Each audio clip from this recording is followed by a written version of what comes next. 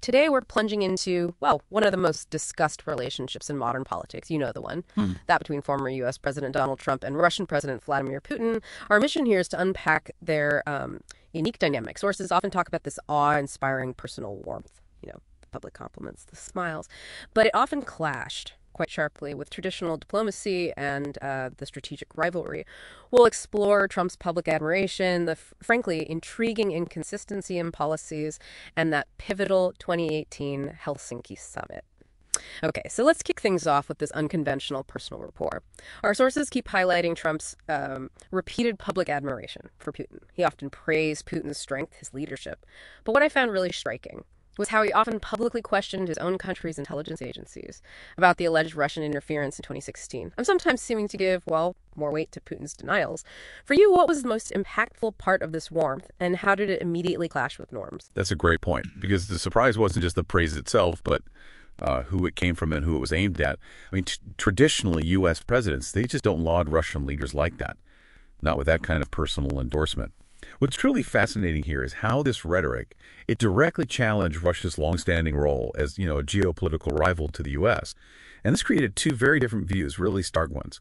Critics saw it as dangerous, undermining the transatlantic alliance, maybe signaling to autocrats it was okay, normalizing things. But then proponents argued for more open dialogue. They believed it was maybe a necessary, more pragmatic way to de-escalate tensions, avoid things getting worse. It really highlighted this deep ideological split, both within the U.S. and among allies. Right.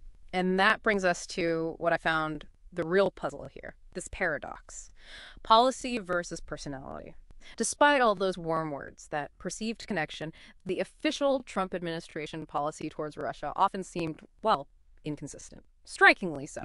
While Trump himself was openly critical of NATO, even talked about pulling U.S. troops from Germany, his administration also took some very strong actions, kind of counterintuitive, really. They imposed sanctions on Russian individuals, organizations. They armed Ukraine, supplied military aid to Poland and other Eastern European NATO members. How do we square that circle for our listener? Yeah, it's a real head-scratcher, isn't it? But we connect this to the bigger picture. These contradictory signals, they led to a lot of confusion for allies and adversaries alike.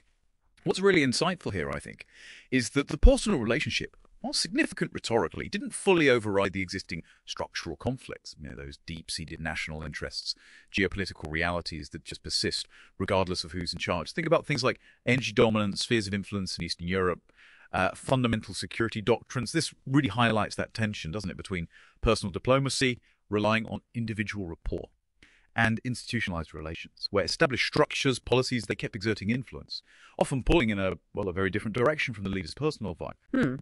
And this tension, it really seemed to come to a head at the 2018 Helsinki summit. Our sources call it the pinnacle of this whole complex relationship. It was that moment, globally televised, where Trump seemed to find Putin's denials of election interference more credible than his own U.S. intelligence findings. That felt like a really profound shift. It really did. And this raises an important question. How do we actually interpret such an unprecedented moment? For many, it was seen as an unprecedented breach of diplomatic etiquette. It caused a huge outcry, you remember.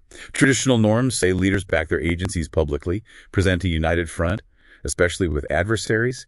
Yet others saw it differently, as perhaps an attempt to establish a new type of global order based on personal trust.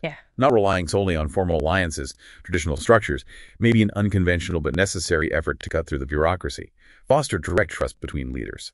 Both views offer a critical lens, really, to understand the moment that just defied convention. So what does this all mean for us, thinking about it now? The relationship between Trump and Putin. It was more than just diplomatic talk. It was, as our sources suggest, kind of a mirror of the tensions we see between traditional geopolitics and these emerging nationalist leaders who often prioritize personal connections over those established institutional norms. Precisely. And what's truly insightful here is how this relationship acted as a real-time stress test on the resilience of our diplomatic institutions. It sort of forced us to confront how quickly the personal style of a leader can, at least for a time, sideline decades of geopolitical strategy. Whether you view this as, say, a failed opportunity for better relations or as a dangerous deviation from democratic principles, well, that really depends heavily on your political perspective. But its impact, undeniable. Absolutely. What's unquestionable is that this dynamic changed the international stage, and it remains a key topic for analyzing the world order today. So, as you consider this fascinating case study, maybe ask yourself, how might this delicate, often contested balance between personal trust and formal institutional alliances, how might that influence future international leadership and the global order we all live in?